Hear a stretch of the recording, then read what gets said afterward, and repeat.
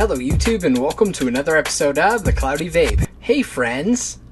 Today we're going to be talking about the Sigelei 150 and I'm really excited about this. I picked this up in a trade from Matt from Suck My Mod and I'm enjoying this. I've been using the Sigelei 100. You've seen in a lot of my videos I've used the Sigelei 100. I liked it. Had some issues I didn't like. The issues were more like the 510 was adjustable. You had to screw it in and out. It was a little copper pin. Got smashed a lot and it was annoying. So that was one thing.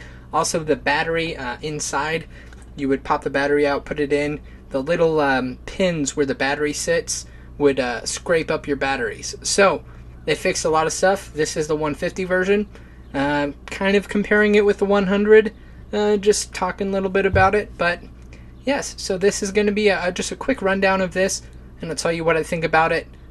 Me personally, I'm enjoying it, but I'm keeping it around 0.3 to 0.5 and anywhere from 60 to 30 watts. So that's just what I'm doing. So let's check out how much power this has. So I'm using some Samsung 25Rs in here, dual Samsung 25Rs. If you're using this type of mod or anything with dual battery setup, definitely always use the same batteries, pair them up like they're a nice little couple, and always charge them together and discharge them together. Just a little disclaimer, that will definitely help for battery life and all that good stuff. So definitely think about that, but without more just rambling on about stuff, let's have a little vape, because that's what you guys want to see. You want to see the clouds, bro.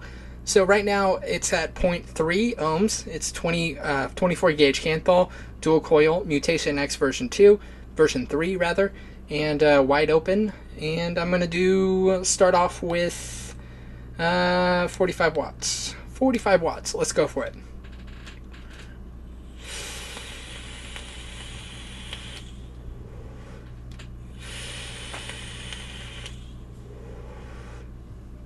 Not bad, not bad. I'm using some Ube Macapuno from the Vape Kitchen. Hashtag Vape Kitchen. Hashtag high five Oren and my. Hashtag love you guys.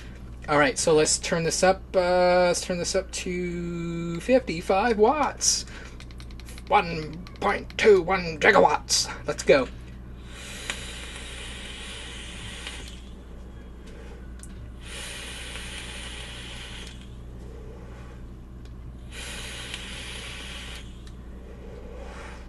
Alright, 60 watts. That's as high as I'm going to go, guys. I'm not going to go higher than 60 watts. Alright, I'll do 150. I'm just joking. No, I'll do 60 watts. Alright, 60 watts, 4.5 volts, 3 ohms. Let's make sure I have juice before I attempt this. Alright, we're good to go. Ah!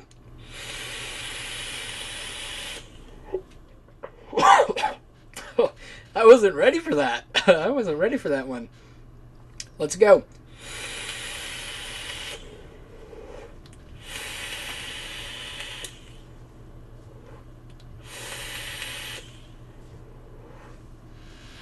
Very nice. A lot of power, a lot of goodness, and there you go. You don't have to push it to its limits, even though it's 150. It's a 150 watt box mod. You can go down to 0.1 ohms. You don't have to. You can get plenty of vapor production, plenty of flavor, plenty of the clouds, bro, clouds, and at 60 watts, 0.3 ohm build, and you don't have to worry about the weird chip screwing up and messing up the readout. So without more yapping, let's dive down and check it out. Alright, so here is the Sigelei 150 box mod, and yeah, it is very nice, very sleek, at least small for me. I can hold it in one hand, but I have very large hands. So yeah, a few features to talk about.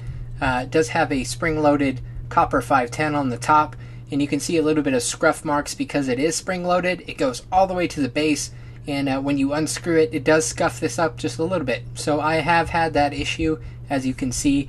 It does have a few scuff marks, so not a big deal, but yes, I just wanted to mention that. But as far as everything fitting, it fits perfect with all of the devices I've tried. Sub-tanks, RDAs, all that good stuff. It does fit pretty well. So as far as the innards in this actually comes with a Yeehee chip. I believe it is the SX330 chip. Don't quote me, but that is what I believe I read, XS330. SX330.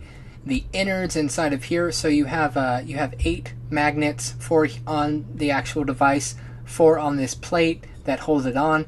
You have 2 spots for 2 18650s, so you would actually flip. Basically, you have one positive going up, one positive going down when you put the batteries in. You have a nice little lanyard to help you pull out the batteries when you're ready to go. But I'll open that up in just a second. But this does hold on very nicely. So to look at everything else, basically what we have our screen right here. We have our plus and minus for a wattage up, wattage down. Also 2, if you hold on both of them, that locks it up. Here's your clicky fire button. Here's your up and down. And yes, a few clicks on here turns on the device. It'll say Sigelei, and it's going to say check atomizer because there's no atomizer on it. But basically, a few features just to talk about. If you hold the up and down button at the same time, it will lock the device. It will say locked, and then when you try to fire, it'll say please unlock. Hold down on this, it will unlock it. So that's just a quick feature on how to lock it.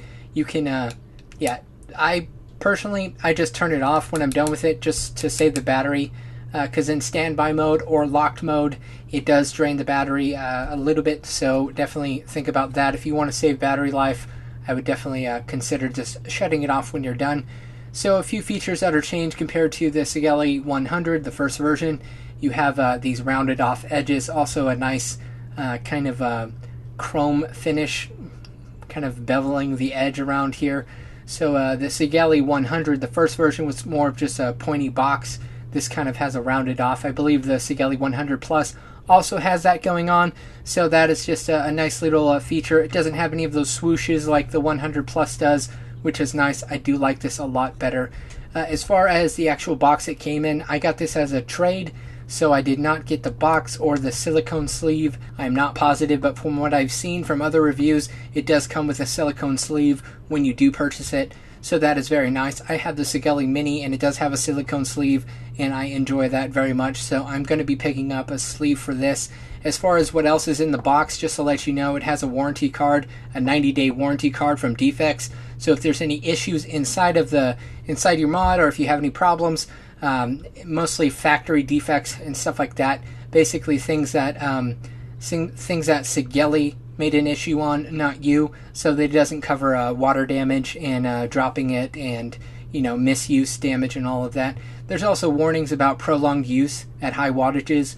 It warns you not to use it a lot at those high wattages all the time. So I would definitely recommend, just find a sweet spot. I usually vape around anywhere from 30 to 60 watts, and I get great performance out of this. There's also a little beef going on about this not really reading very well at lower ohms, higher wattage. So you definitely, once you get past 70 watts and higher, at least that's what I've heard, and also 0.2, lower than that, the wattage readout is kind of, the accuracy is kind of off. So definitely look in the description if you want to know more about the accuracy testings and all that good stuff. So as far as the specs of this device, it is a aluminum, whatever you want to call it. It's an aluminum build. The whole box is made out of aluminum and copper contact, like I said before, spring loaded, all that good stuff. It has a range of 0.1 ohms all the way up to 3.0 ohms. Also 10 watts to 150 watts. Recommends a high drain battery, 2 high drain 18650s if you're going to be using it. Also, as far as dimensions, it's roughly 103 millimeters tall, and it is about 58 millimeters wide and 23 millimeters in thickness. And that is your setup. So very nice box. It's nice for somebody with big hands. I have very big hands, so it does work very well. Like I said, the main con about this device has to do with the chip, and it has to do with those lower ohm builds. So definitely, like I said, if you want to know more about that, look in the description box below. But everything else, very nice, clicky buttons, all that stuff. So let's look at the screen readout. Basically what you got going on here, you have a battery indicator, you have your ohms, you have your voltage, and you also have your wattage. So those are the 4 indicators. So 5 clicks turns it on. those are your indicators. You adjust in 0.1 increments for your wattage. If you see right here, it adjusts in 0.1 increments up and down. And if you hold it down, it does do it fast. It goes super fast. It just starts jumping through wattage. So if you want to do it 1 increment, you just click it. And if you want it to just run through whatever direction you're going, it will do that also. So you hold it down and it will go really fast through them, if you can see. So that's a pretty cool feature. I've found that's a kind of a con to me, because when you start running through these, basically what happens is it goes past the wattage you want. So just keep an eye out if you are using this. Once it goes up, you just have to stop it really quick. You just got to be quick. Just got to be quick. So that is the real quick features of this. Very simple to use. You turn it on, you get it going, and that is all you really need to know. You can adjust your wattage. It is a variable wattage. The main setting I could tell you is just the lock, which I already told you. Hold both of these down at the same time. And yeah, so let's look at everything else. So down here you do have a vent on the bottom to vent the batteries, which is very nice. And let's open this up, check out what's inside here. So like I said, here's your panel with your magnets that holds it on. Here is your batteries. So there's a few things you can do. Basically, you have indicators where your polarity should be, positive and negative on the bottom, positive and negative on the top. This lanyard helps pulls out the batteries. Let me get this one out. So cool little features in here, which I like. Right there, you have copper contacts for your batteries, and they are spring loaded, so you will not be scratching up or damaging the wrap on your battery or damaging your battery. They do recommend you use flat top batteries for this one, so that is very nice. So when you're putting the battery inside of here, it's very simple. Basically, put the lanyard over towards the button side, which is usually the easiest way to do it. Put your positive down on the first one, just like that. Put your lanyard and then flip it back over, and then put your battery in right there, positive up. So positive down on one, positive up on the other.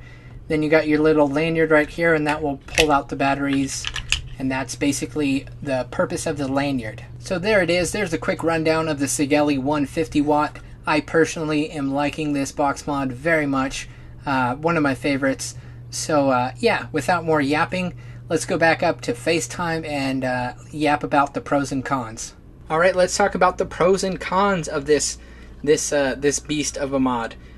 So definitely pros are, it's very nice, fits in the hand well. I have large hands, so you might not agree with me. I have very large hands, so it fits nice and well. The other thing is the spring-loaded 510 on the top. Perfect, lets everything sit nice and flush, so I do enjoy that. Yeah, the battery section, nice. No damaging batteries in there. It turns on, turns off very easily. You do have that lock feature I mentioned, which I don't really use. I would say the con is if you leave it alone, if you just leave it on in standby and it just goes into standby mode, it'll drain the battery pretty quickly. Not pretty quickly, but not like if you just turn it off. So if you're going to have a couple vapes, turn it off, turn it back on. It actually saves a lot of battery life. I can go 8 hours, 10 hours, and vaping at like 0.3 at about anywhere from 45 to 60 watts all day long pretty much. And pretty solid battery life. I would say probably 10, 12 hours cut off. And then I'll start, I should probably change it by then. But if you have 100% battery life, it lasts a good while. But the con is if it's in standby mode, definitely it will drain itself. So don't put it in standby mode. That's all I can say. I don't really lock it. I never lock it, and I never put it in standby.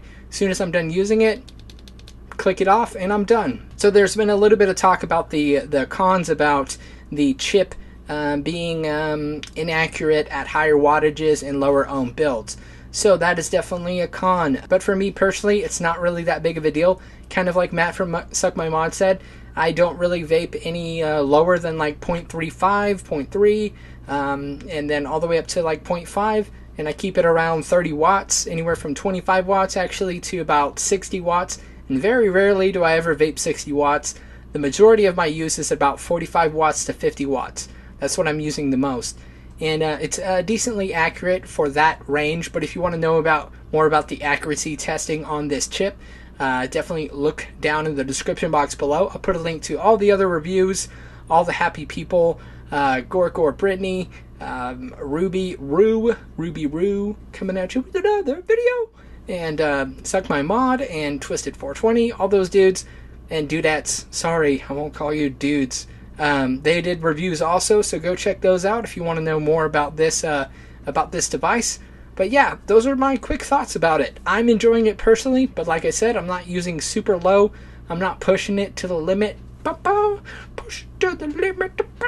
But seriously, I'm going to wrap it up. So thanks for watching this video. I hope it gave you a little coinkadink on what's going on with this. And yeah, I would definitely pick one up. I'm enjoying it. I like it a lot. I like it a lot. And yeah, that is it. So wrap it up, and I will talk to you soon. Thanks for watching this video. If you liked it, please like it. And if you like my videos in general, please subscribe. And as always, stay classy and keep vaping.